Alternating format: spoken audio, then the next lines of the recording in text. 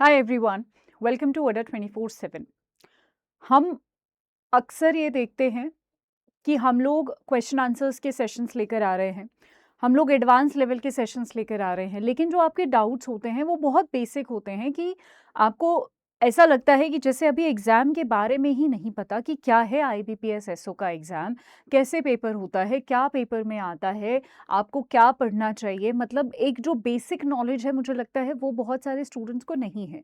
अगर आप भी एकदम नए हैं इस एग्ज़ाम के लिए, आईबीपीएस एसओ के बारे में आपको ज़्यादा अभी नहीं पता है, पहली बार आपने एग्ज़ाम के बारे में सुना है या पहली बार नहीं सुना तो एग्ज़ाम की डिटेल्स नहीं पता है, तो आज के सेशन में 100% हम सब कुछ आईबीपीएस एसओ के बारे में कवर करने वाले हैं। This is going to be really important session, specially उन स्टूडेंट्स के लिए जो अभी शुरू कर रहे हैं और जब भी अभी उनको तरीका ही नहीं पता है कि कैसे मुझे आगे बढ़ना है। तो शुरू करते हैं आज का सेशन। आज का सेशन है एसओ 2026 के बारे में सब कुछ। राइट फ्रॉम क्या है एग्जाम, कितने रुपए मिलते हैं, कैसे पेपर होता है, सब कुछ क्या है, एलिजिबिलिटी, सब कुछ हम यहाँ पर कवर करेंगे। तो शुरू करते हैं।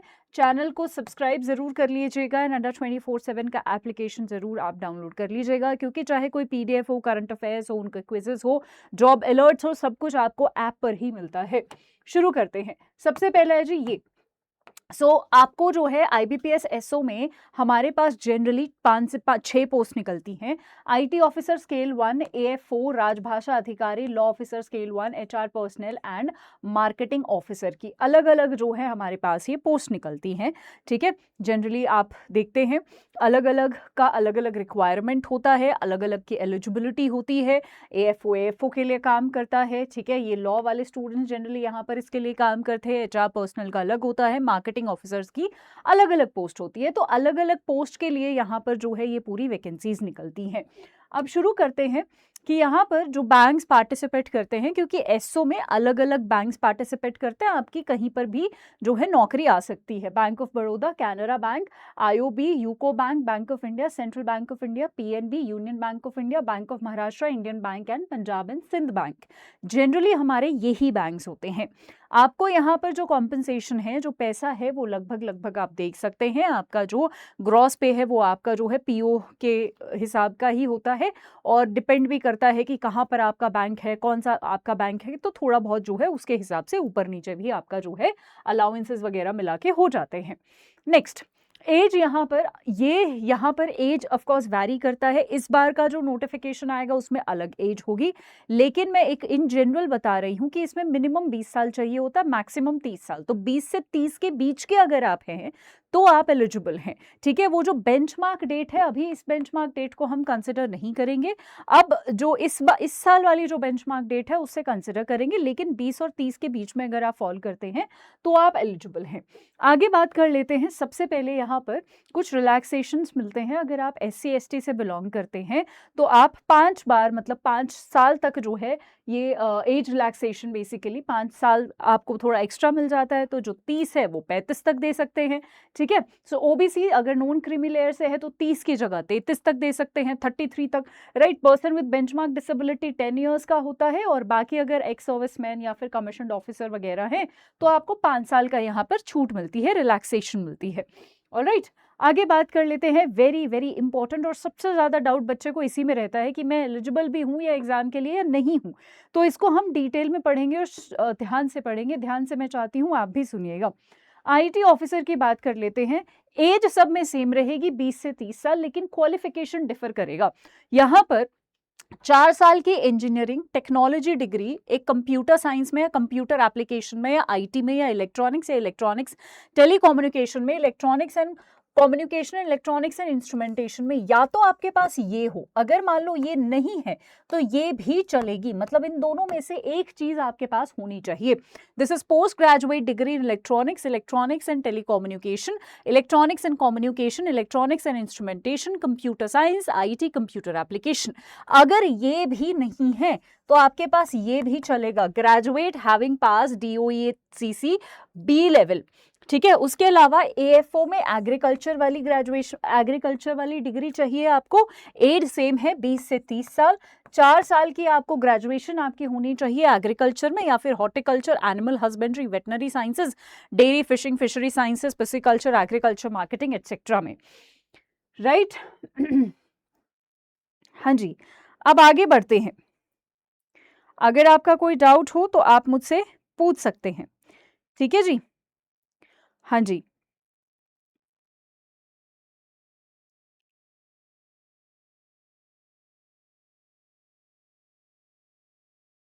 जी, एक सेकेंड।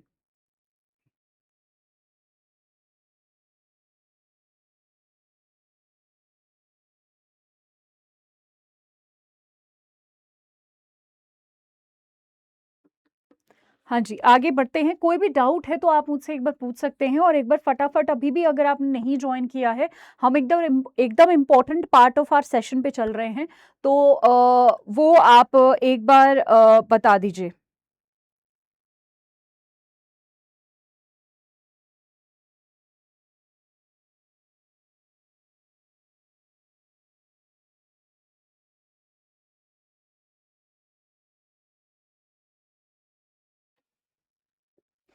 ठीक है जी, चलिए अब आगे बात कर लेते हैं। ये वही है एएफओ वाला, ठीक है।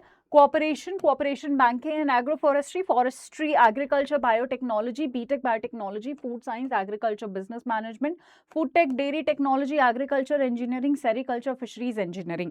राजभाषा में अगेन सेम वही एज है, लेकिन यहाँ पर पोस्ट ग्रेड आपको चाहिए Hindi with English as a subject at the degree graduation level. अगर ये नहीं है तो post graduate degree in Sanskrit with English and Hindi as a subject, degree या फिर ग्रेजुएट, मतलब विच इज अ डिग्री यानी ग्रेजुएट लेवल पर, ठीक है। सो या तो आपके पास पोस्ट ग्रेजुएट होना चाहिए in Hindi with English as a subject, मतलब हिंदी में आपकी पीजी हो और इंग्लिश भी आपका सब्जेक्ट हो, या फिर यहाँ पर संस्कृत में हो और इंग्लिश भी उसके साथ साथ आपका एक सब्जेक्ट होना चाहिए, ठीक है जी, आपके ग्रेजुएट लेवल पर। लॉ ऑफिसर यहाँ पर 20 से 30 साल है, बैचलर डिग्री सिंपल है, एलएलबी आपने करी हो और आप एडवोकेट बार काउंसिल के तहत जो है रजिस्टर्ड हो। एचआर पर्सनल ऑफिसर में यहाँ पर देख सकते हैं ग्रेजुएट एंड 2 इयर्स का full time post graduate degree, या फिर 2 इयर्स का full time post graduate diploma भी चलेगा यहाँ पर, personal management, industrial relation, HR, HRD, social work या लेबर लॉ में, तो ये यहाँ पर डिप्लोमा भी चलेगा, ये भी आप याद रख सकते हैं। मार्केटिंग ऑफिसर में यहाँ पर 20 से 30 साल है, ग्रेजुएट एंड 2 साल का फुल टाइम मार्केटिंग, और उसके अलावा 2 साल का फुल टाइम एमबीए मार्केटिंग में, 2 साल का full time PGDBA, PGDBM, PGPM, PGDM with specialisation, marketing में स्पेशलाइजेशन में होना चाहिए। तो ये सारे आपके एलिजिबिलिटी हैं। मैं आपको ये पीडीएफ भी शेयर कर दूंगी, वरना सिंपल तरीका होता है कि नोटिफिकेशन एक बार हम डाउनलोड कर लें, और नोटिफिकेशन किसी भी साल का है क्योंकि एलिजिबिलिटी जनरली अक्सर बदलती नहीं है, तो किसी भी साल का नोटिफिकेशन है, डाउनलोड करके उसको आराम से बैठ के आप पढ़ सकते हैं, ठीक है। अच्छा, कैंडिडेट शुड हैव सर्टिफिकेट या डिप्लोमा या डिग्री इन कंप्यूटर ऑपरेशंस या लैंग्वेज, और should have studied computer IT as one of the subjects in Hindi school और कॉलेज और इंस्टीट्यूशन। ये आईटी ऑफिसर के लिए यहाँ पर जो है अलग से मेंशन किया हुआ था। फटाफट आ जाते हैं कि कैसे एग्जाम होता है। आप एलिजिबल हैं या नहीं वो क्लियर हो चुका होगा। अब पेपर कैसे होता है? पेपर होता है प्रीलिम्स, मेंस और इंटरव्यू में, ठीक है। सो प्रीलिम्स, मेंस एंड इंटरव्यू जैसे बहुत सारे एग्जाम्स का स्ट्रक्चर होता है, इसका भी वैसे ही स्ट्रक्चर होता है, राइट। अच्छा, यहाँ पर सबसे पहले हम लॉ ऑफिसर और राजभाषा देखेंगे, क्योंकि लॉ और राजभाषा का पेपर अलग तरीके से होता है, और जो आईटी, मार्केटिंग वगैरह वगैरह है उनका अलग तरीके से पेपर होता है। तरीका मतलब सब्जेक्ट अलग होते हैं बस, ठीक है। तो यहाँ पर तो ये 3 सब्जेक्ट है, इंग्लिश, रीजनिंग और GA with special focus on banking industry या बैंकिंग के सवाल आते हैं।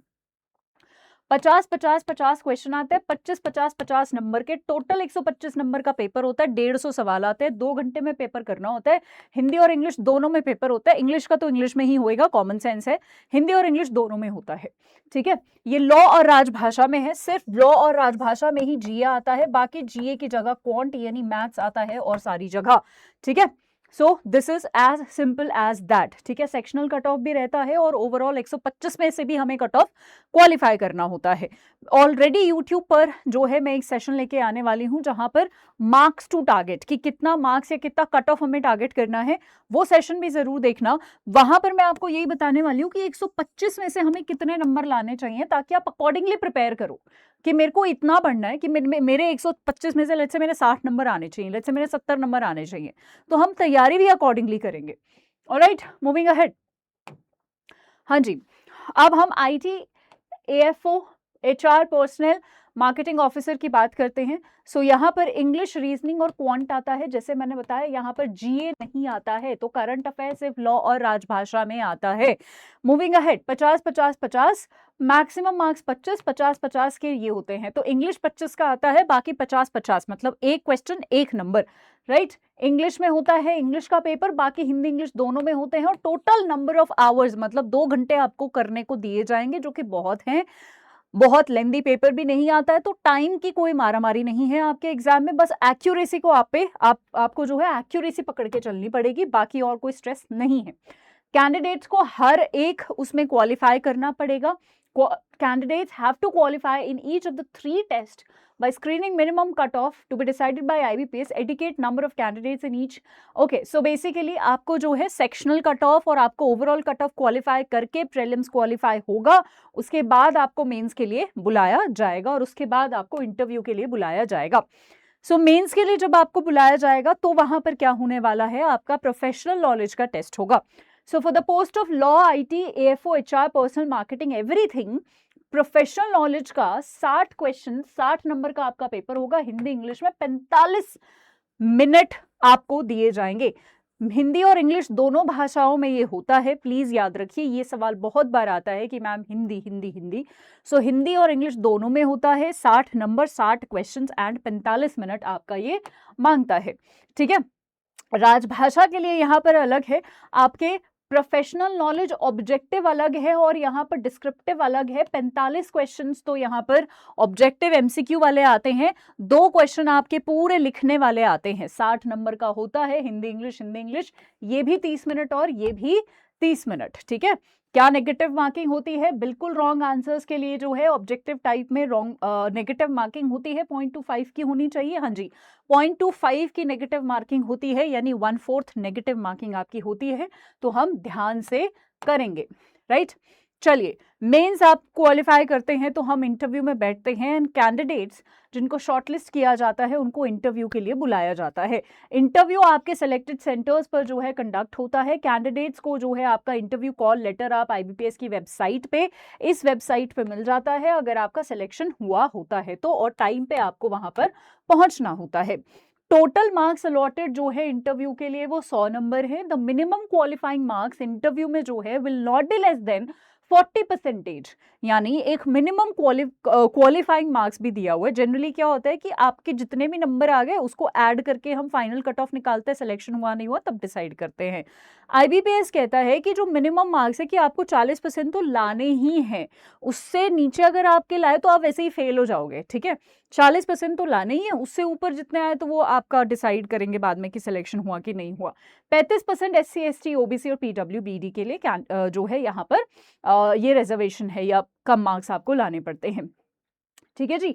ओके, रिलेटिव वेटेज जो है मेंस एग्जामिनेशन और इंटरव्यू का 80:20 है, मतलब मेंस के 80% मार्क्स और इसका 20% मार्क्स जो है यहाँ पर जुड़ने वाला है, राइट। और जो कंबाइंड स्कोर होगा shall be arrived at on the basis the total scores obtained from the online main examination and interview, यानी मेंस और इंटरव्यू दोनों के मार्क्स जोड़कर आपका फाइनल सिलेक्शन होगा।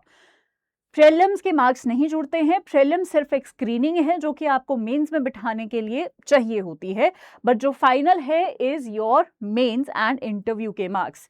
Interview scores of the candidate, okay, so this is not that important, बस ये website आप ध्यान रख सकते हो, www.ibps.in ऑफिशियल वेबसाइट है जिसपे सारी इंफॉर्मेशन आपके लिए अवेलेबल होगी, राइट। सो ये मुझे आपको बताना था। नाउ थोड़ा सा स्ट्रैटेजी के बारे में बात कर लेते हैं, क्योंकि मैं करंट अफेयर्स पढ़ाती हूं तो मैं करंट अफेयर्स की बात करूंगी। जीए में आपको पढ़ाती हूं, आपको मई से लेके अगस्त तक का करंट अफेयर्स पढ़ना है। एक एक PDF पढ़नी है, बस एक मई की, जून जुलाई अगस्त की 4 PDFs इन टोटल पढ़नी है। उनके एक मॉक लगाने हैं सेक्शनल, और 2 या 3 फुल लेंथ मॉक लगा लेना, बस इतना करना है। और इन चारों PDF को एक बार पढ़ना है और टोटल 3 बार जो है रिवाइज करना है, राइट। अगर आपने इतना कर लिया तो 50 में से आपके बहुत ही आसानी से आप ये लगा लो 30 नंबर आप आसानी से स्कोर कर सकते हो और आपकी कट ऑफ बहुत ज़्यादा नहीं जाती है। 125 मैंने बोला ना, टोटल आपका 125 है, तो उसमें से लेट्स से 48 कट ऑफ चली गई, 50 कट ऑफ चली गई, ये मैक्सिमम है, इतनी कट ऑफ जाती हैं। तो एक सब्जेक्ट से 30 नंबर ले आओगे, बाकी सब्जेक्ट्स पे से भी थोड़ा थोड़ा लाओगे तो आपकी कट ऑफ आसानी से निकल जाएगी। ठीक है, मैं ये 30 तो मैंने बहुत ही कम नंबर बोला है। अगर आप बहुत अच्छे से तैयारी कर रहे हो तो आप 35-40 तक भी पहुंच सकते हो। ठीक है, पेपर डिफिकल्ट नहीं आता, वन लाइनर आते हैं। हमारा 3 बजे मंडे और ट्यूसडे 3 बजे मैं क्वेश्चन आंसर्स प्रैक्टिस करवाती हूँ IBPS SO के लिए। इसी यूट्यूब चैनल पर आप वो ज़रूर देखें, वहाँ से आपको बहुत अच्छा आइडिया मिलेगा कि किस तरीके के क्वेश्चन यहाँ पर पूछे जाते हैं। राइट, सो ये था आज के बारे में। मैं आपको क्विकली बता देना चाहती हूँ एक बहुत इंपॉर्टेंट इन्फॉर्मेशन, कि अगर आप में से जितने भी स्टूडेंट हैं जो ये सोच रहे हैं कि ऐसा क्या कोई कोर्स है जहां से आप सिर्फ वो कोर्स ले लें और उसके अलावा आपको कुछ और पढ़ने की ना जरूरत पड़े, सिर्फ वो कोर्स पढ़ा और आपका सिलेबस हो गया। ठीक है, तो ये है वो कोर्स IBPS SO का। IT, लॉ, मार्केटिंग, सारे बैचेस हैं। लेट्स से आपको लॉ में एनरोल करना है तो आप यहाँ पर बाय नाउ पे क्लिक करेंगे and we will enter the code Y674। ये जो कोड है यहाँ पर अप्लाई करेंगे, मैक्सिमम डिस्काउंट हमारा लग जाएगा। प्रीलिम्स, मेंस, इंटरव्यू तीनों की कॉस्ट है ये, और यहाँ पर जो पढ़ाया जाता है उससे बाहर आपको कुछ नहीं करना, सिर्फ वही PDFs पढ़नी है। मॉक टेस्ट भी हम प्रैक्टिस करवा देंगे, लाइव क्लासेस होती है, लाइव मिस हो गया तो रिकॉर्डिंग्स भी अवेलेबल है। So nothing outside of this course, आपको कुछ नहीं करना है। राइट, चलो, thank you so much everyone. I hope the session helped you. Bye bye, take care.